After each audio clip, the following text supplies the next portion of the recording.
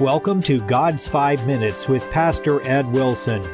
Reach him at GodsFiveMinutes@gmail.com. Now, here's Ed Wilson with God's 5 Minutes. Hello, friends. An abbreviated version of Amos 5 reads, "Seek ye me, and ye shall live, but seek not Bethel, nor Gilgal, nor Beersheba. For Gilgal shall surely go into captivity, and Bethel shall come to naught. Seek the Lord, and ye shall live, lest he break out like fire, and there be none to quench it. Ye who turn judgment to wormwood, leave off righteousness in the earth. Seek him that maketh the 7 stars in Orion, and turneth the shadow of death into the morning, and maketh the day dark with night. That calleth for the waters of the sea, and poureth them out upon the face of the earth. The Lord is his name.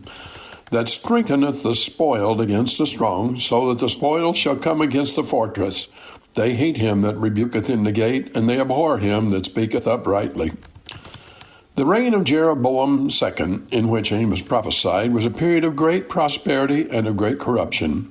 Amos, a simple shepherd, blazed up in indignation at the signs of misused wealth and selfish luxury that he saw everywhere in what was to him almost a foreign country. His first call to Israel is only an echo of God's to people, always and everywhere. All our experiences, such as joy and sorrow, prosperity and disaster, longings and fears, cry aloud to us to seek his face. That loving invitation is ever sounding in our ears.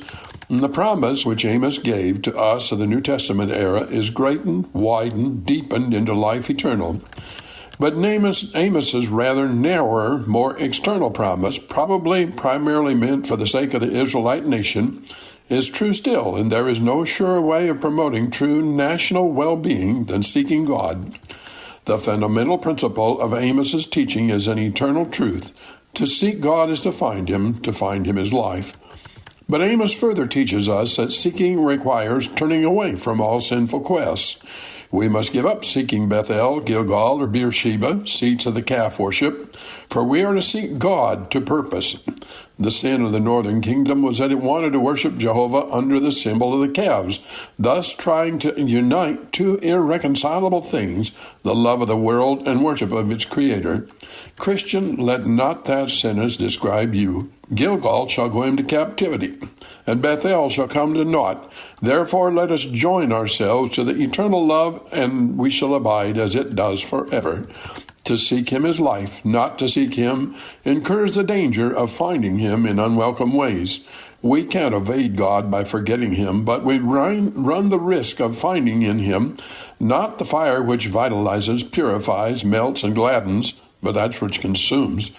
If that happens, what can Bethel or calves or all the world do to quench it or snatch us out of it? The shepherd Amos had often gazed up at the silent splendors of the Pleiades and Orion as he kept watch over his flocks by night, and had seen the thick darkness of the wide uplands thinning away as the morning stole up over the mountains across the Dead Sea, and the day dying as he gathered his sheep together. He had shivered under the torrential downpours which swept across his exposed homeland, and heard God's voice summoning the obedient waters of the sea that he might pour them down in rain. But the moral judgment of the world also calls on people to seek Jehovah. He causeth destruction to flash forth on the strong, so that destruction cometh upon the fortress.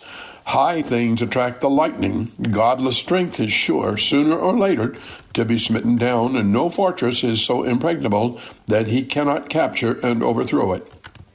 The prosperous society there was godless, so civil justice was corrupted, turned into bitterness, and laid low.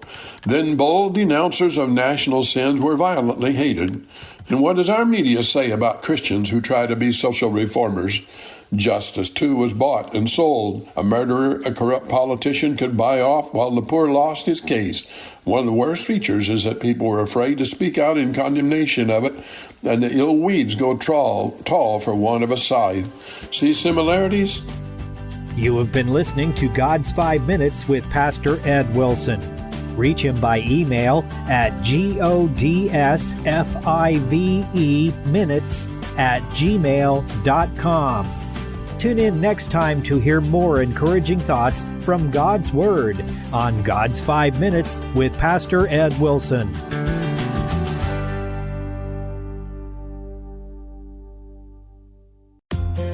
Never miss your favorite show again. For more than 30 years, KNEO has been bringing you great Bible teachers on a local and national level. And now, we've made it easier than ever to hear from these great men and women of God. KNEO's entire lineup is now available to listen anytime, anywhere, through our website. Go to kneo.org/podcast to see all the options. You can search for programs alphabetically, or you can select individual categories like culture, kids, leadership, or music. We even have a category just for locally produced programs, so you can hear from pastors and spiritual leaders located right here in the 4-state area. And all these resources are absolutely free. KNEO's mission is to get God's Word in front of you, and this is one of the ways we do it.